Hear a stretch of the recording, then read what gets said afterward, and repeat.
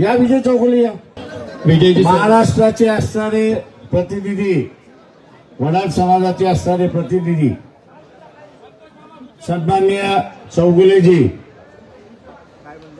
हे आपल्या समोर आपलं मनोगत या ठिकाणी व्यक्त करतील।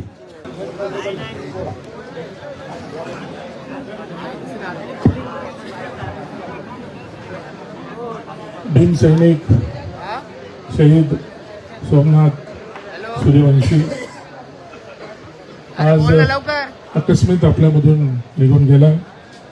त्यांच्या आठवणी तुम्ही आज आपल्याला आज जो जनसागर या ठिकाणी लुटला त्याच्यानंतर असं पाहायला मिळते की एक कोणीही असो, कुठल्याही समाजाचा असो, पण जे तुम्ही लोकांनी प्रेम दिलं त्याला हुतात्म्यानंतर प्रेम दिलं ते आणि शहीदी त्याला पदवी दिली, त्याबद्दल मी माझ्या समाजाच्या वतीने तुमचं सर्वांचं, खास करून मी आंबेडकर साहेबांचं आभार मानतो।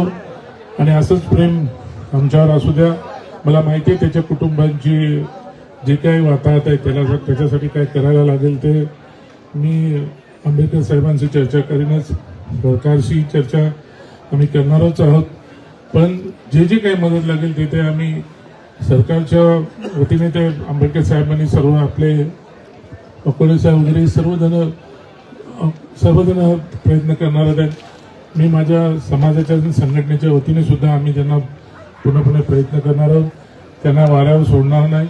आणि जो शहीद तुम्ही त्याला पदवी दिलेली आहे ते शहीद कायमस्वरूपी या ठिकाणी परभणीत कायमस्वरूपी त्याचं कुठल्याही काही गोष्टी तुम्ही त्याच्या जपण्यासाठी, त्याला शहीद म्हणून जपण्यासाठी तुम्ही कराल तर मला फक्त माझ्यावर जबाबदारी टाका आंबेडकर साहेब, ती पूर्णपणे करून द्यायची जबाबदारी माझी राहील।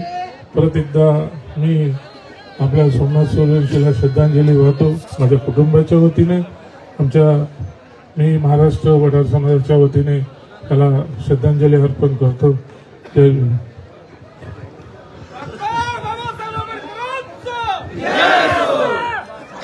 आज शहीद सोमनाथ सूर्यवंशीच्या आदरांजली सभेसाठी आदरणीय श्रद्धेय बाळासाहेब आंबेडकर आले आणि त्यांच्यामुळे आपण सगळे शांततेत आहोत। आपल्याला बाळासाहेब आपण कुठे आपल्या माणसाचा अंत्यविधी करावा हे सुद्धा पोलिसांनी आपल्या हातात ठेवलं नाही। सगळ्याला भयकवून त्याला लातूरमध्ये न्या, पुण्यामध्ये न्या, पण इथे बाळासाहेब इथे ठाण मांडून होते, प्रशासन नमलं। आपल्या परभणी शहरामध्ये भीमसैनिक शहीद झालेला आहे, त्याचा अंत्यविधी इथेच झाला पाहिजे असा आग्रह बाळासाहेबांनी धरला, आपण सगळ्यांनी धरला, म्हणून आपल्याला आज सगळं त्याचं अंत्यदर्शन झालं। भविष्यामध्ये बाळासाहेबांच्या नेतृत्वात, सगळ्या आंबेडकरी चळवळीच्या नेतृत्वात आपण इथं शहीद सोमनाथ शेळकेचं स्मारक करायचं आहे, सोमनाथ सूर्यवंशीचं स्मारक करायचं आहे। त्याच्या कुटुंबाला 50 लाख रुपये आणि शासकीय सेवेमध्ये नोकरी मिळाली पाहिजे।